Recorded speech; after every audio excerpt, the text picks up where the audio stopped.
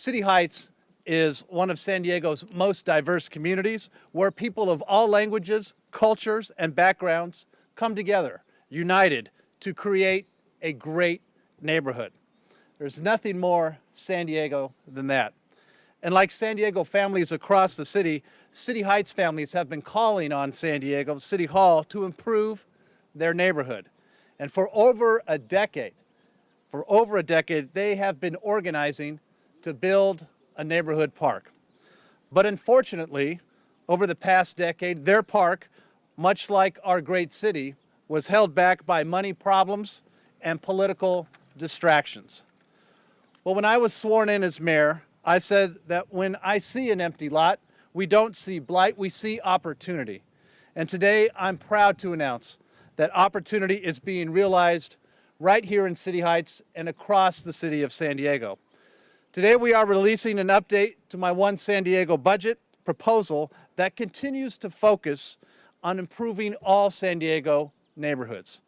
The May revise to the budget further increases funding in the city's general fund based upon improved revenue projections of approximately $12 million. Neighborhoods will continue to come first under this budget plan. We'll install more streetlights so our neighborhoods are bright and safe. We will build more parks for our families and give firefighters and lifeguards more resources to keep us safe. And of course, we are starting right here in City Heights. After years of community planning and discussion, the final $1 million to turn this lot into a park is now included in the budget. Yes, Wightman Street Neighborhood Park will finally be built. Yeah.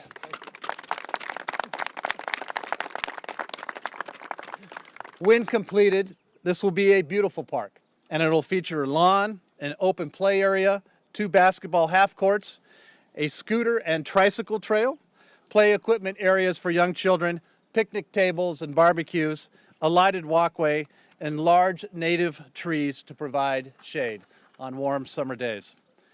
It's one of several new neighborhood projects that are funded in the revised budget, from Otay Mesa to Black Mountain Ranch to Tierra Santa.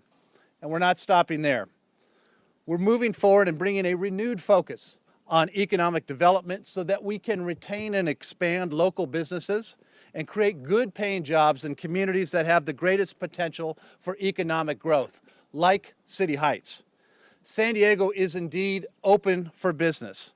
And the May revise includes funding for Civic San Diego to develop transit-oriented development plans and in Cano and right here in City Heights. It's the first step in bringing transit, affordable housing, and small businesses together in areas that I call economic opportunity districts that spur economic activity and neighborhood revitalization. And of course, San Diegans want to live and work where it's safe, so public safety continues to be a focus in this revised budget. Firefighters will see more money for personal protective equipment and emergency operations equipment. And the lifeguard fireboat, out of service due to engine malfunction, will receive funding for needed and necessary repairs. I'm also proposing to increase citywide streetlight installation by $1 million to brighten communities like City Heights, nearly tripling funding over the proposal in the existing budget. The budget revision also boosts funding for results-oriented homeless programs, adding money for 25 emergency beds the San Diego Police Department's homeless outreach team can use to better help the homeless while officers work to connect them with permanent supportive housing.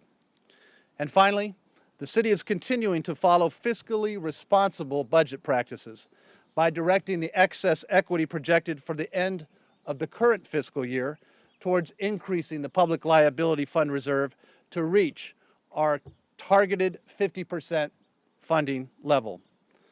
And of course, all of this good news is on top of the increases in infrastructure, street repair, public safety, and libraries, after-school programs, and transparency initiatives announced just last month. But make no mistake, we still have a lot of work ahead of us. And there are lots of empty lots filled with opportunity throughout the entire city of San Diego. But if we continue to work together, and that's what it takes, working together. If we work together as we continue to reform City Hall, growing our economy, moving forward as one united city, I have absolutely no doubt that we will continue to seize these opportunities and provide additional services to every single neighborhood across this great city of ours. We couldn't do it without partnerships, and without the partnerships that we see here today from our community. And so to everyone in City Heights, I say thank you. Thank you for your continued vigilance. Thank you for your activism. Thank you for standing up to make this park a reality. And of course, I also thank the council member who does such a remarkable job here, day in and day out, Marti Emerald. You can clap for Marti, absolutely. As I mentioned before, and I'm going to turn it over to Councilmember Emerald right now. After I first got elected, this is one of the first places that we came to say, we need this help. We need to invest these dollars. Councilmember Emerald has been a tireless advocate for this community, and so it's my pleasure to turn it over to Councilmember Marti Emerald. Thank you, Kevin. This is a great day for City Heights. Look around you. This is a lower income area, and many of the people who live here struggle and have very little to celebrate, but today they can celebrate. The idea that they're going to have a beautiful park right here in their midst. These are families that can't afford to take their kids to amusement parks and the zoos and SeaWorld, and instead they're going to have some entertainment and recreation, a place for children to play and be safe off the streets. And this is a reason to celebrate, and it's a long time coming, isn't it? A very long time coming. But it does say something about the direction the city's going, and the mayor put it so well. We have all kinds of places in the city that aren't blight. They are opportunities just waiting for us to dig in and be creative and think about community and bring community together. And that's what we're trying to achieve here. So last week it was Home Avenue. Turning the soil on Home Avenue. We look forward to breaking ground here very soon.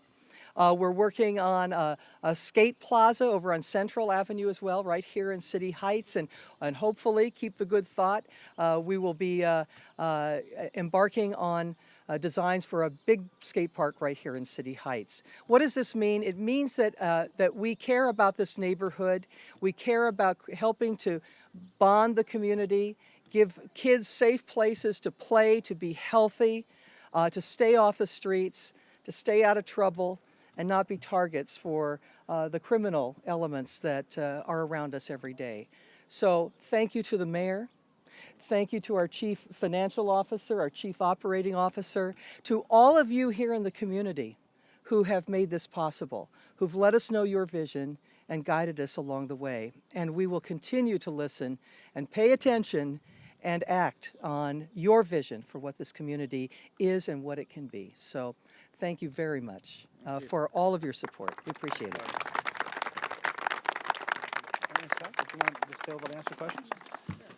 Very good. Also, I wanted to note that we do have several, we have obviously representatives from our San Diego Police Department. As I mentioned before, our Chief Operating Officer, Scott Chadwick, is here. Mark Nasser is our Deputy Director of Architectural Engineering and Parks. Debbie Van Martin from also our project manager, Samir Mohamji for project manager as well. And I know there's some other folks that are here, but it's really a team effort from the city. And there's a lot of excitement right now because as we have the opportunity to invest these resources, that's what we ought to be doing, is to transform these plans into actual reality. So I'm very, again, pleased of the team effort and particularly of the community's strong support to make this happen along with our council member, Marti Emerald. I'm happy to answer any questions or do any one-on-ones that anybody would like at this point.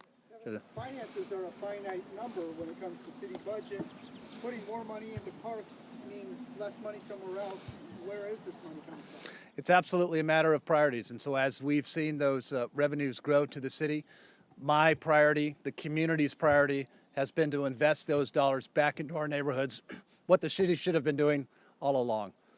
And so as we see that revenue growth, we put it into street repair, we put it into parks, and as I also mentioned, as we increase our public safety and making sure, again, that these estimates are conservative in nature and As your mayor, I've said this once, and I will say it again here today. I will never allow this city to repeat the financial mistakes of the past that led us to not be able to invest in neighborhoods and to create parks like this. We're coming out of those woods with continued reforms and continued vigilance and continued community support for City Hall to do the right thing. Yes, Gene. What are your concerns about the legal pushback from San Diegans for open government regarding just the president's bond, the $140 million in mega bond? Yep.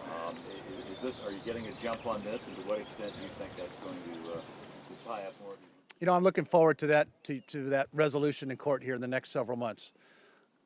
And the council is united. The mayor, myself, we are all together, obviously, on this, and having the ability to move forward in the bond market where the city wasn't able to do that in the past. You remember when this city had no financial credit rating. We were frozen out of the capital markets, under investigation by the Securities and Exchange Commission because of those bad financial practices of the past.